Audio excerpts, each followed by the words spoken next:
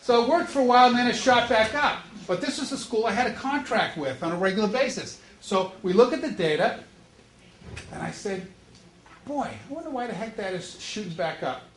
And I asked the question, I should be ashamed of myself, but do you think Mom followed through on the rewards with the fire engine cards? And she said, what do you mean? I said, well, those cards that you were sending home. She said, oh, we haven't been sending those home. I said, okay. So if we weren't monitoring the data, what would happen? I mean, this was... So we said, how about if we send the cards home that he has earned, and then we continue. Look what happened. Immediate drop in the behavior. Then what we also did was we had to make a list of things.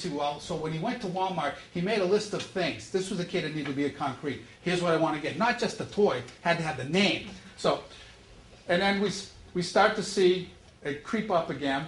So then the next thing we did was, anyone familiar with the alerts program? If you work with kids, it's a program that uses a paradigm, a race car paradigm. How's your engine running? It's very effective. It's very simple, and I love it. But anyway, it teaches kids to learn about their internal feelings and how they're presenting to other people. Is my engine revving? Am I calm? And so we had him working with the guidance counselor on that, and down he went. So the point being that by monitoring this youngster's progress, we made tweaks, and he never went back up, did he, to where he was? Never. And he gradually went down, but it required behavior on the part of adults to get this. We changed what we were doing, and we finally got it done. Now, here's his goal. At that point, he hadn't reached the goal. I suspect he's reached it by now, but why do you think the goal is set at 2 and not 0 talkouts? It's attainable, sure, but it's not based on, let's pick 2. Remember how all goals are reasonable and logical? Where do you think the 2 came from? 3. That was the average? That was the average, yes. I watched the rest of the kids in the class, and the typical kid talked out twice. So we made the agreement, we're not going to hold this, and this is what happens for our kids with behavioral challenges.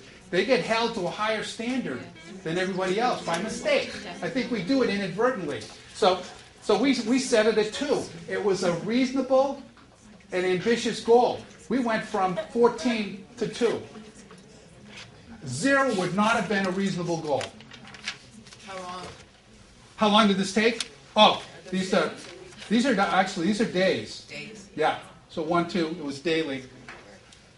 So it's like 3 weeks.